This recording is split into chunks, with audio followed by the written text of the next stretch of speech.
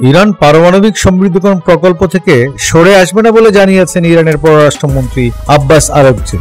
Fox নিউজকে দেওয়া এক সাক্ষাৎকারে তিনি ইরানের দৃঢ় সিদ্ধান্তটি জানান। মঙ্গলবার 22 জুলাই দি টাইমস অফ ইসরায়েলে সেই সাক্ষাৎকারের বরাতে জানায়, সাম্প্রতিক ইসরায়েল ইরান যুদ্ধে ওয়াশিংটন ইরানের পারমাণবিক স্থাপনাগুলোতে বোমা হামলা চালিয়ে মারাত্মকভাবে ক্ষতিগ্রস্ত করে। এই তথ্য আরাগচি স্বীকার করে নেন, তবে বলেন তেহরান তার পারমাণবিক সমৃদ্ধকরণ কর্মসূচি থেকে বিরত থাকতে পারে না, ইরান হাল ছেড়ে দিবে না।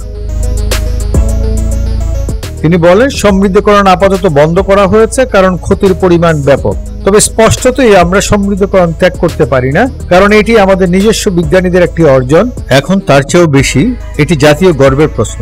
এদিকে রাশিয়ার প্রেসিডেন্ট ভ্লাদিমির পুতিন হঠাৎ করেই মস্কোয় ইরানের সর্বোচ্চ নেতা আয়াতুল্লাহ খামেনির জ্যেষ্ঠ উপদেষ্টা আলী লারিজানির সঙ্গে বৈঠক করেছেন। ক্রেমলিনের বরাতে জানানো হয়েছে, এই বৈঠকে আলোচনার মূল বিষয় ছিল ইরানের পারমাণবিক কর্মসূচি এবং মধ্যপ্রাচ্যের সাম্প্রতিক ভূ রাজনৈতিক পরিস্থিতি। ক্রেমলিনের মুখপাত্র দিমিত্রি পেসকভ জানিয়েছেন, লারিজানি ইরানের পারমাণবিক ফাইল ও আঞ্চলিক অগ্রগতির সর্বশেষ আপডেট পুতিনকে জানান। জবাবে পুতিন আঞ্চলিক স্থিতিশীলতার পক্ষে রাশিয়ার দীর্ঘদিনের অবস্থান পুনর্ব্যক্ত করেন এবং পারমাণবিক উত্তেজনা রাজনৈতিকভাবে মেটানোর আহ্বান জানান।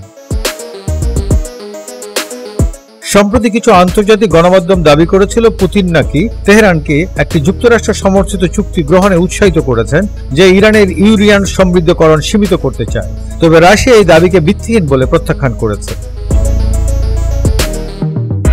এছাড়া ইরান ও ইসরায়েলের মধ্যকার উত্তেজনার নতুন রাউন্ডের সংখ্যা তৈরি হয়েছে।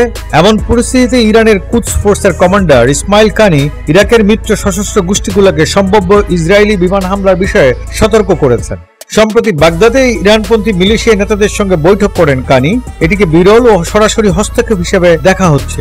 ইরাকের অভ্যন্তরে ইসরায়েলি হামলার আশঙ্কা সম্পর্কে তেহরান উদ্বিগ্ন রয়েছে।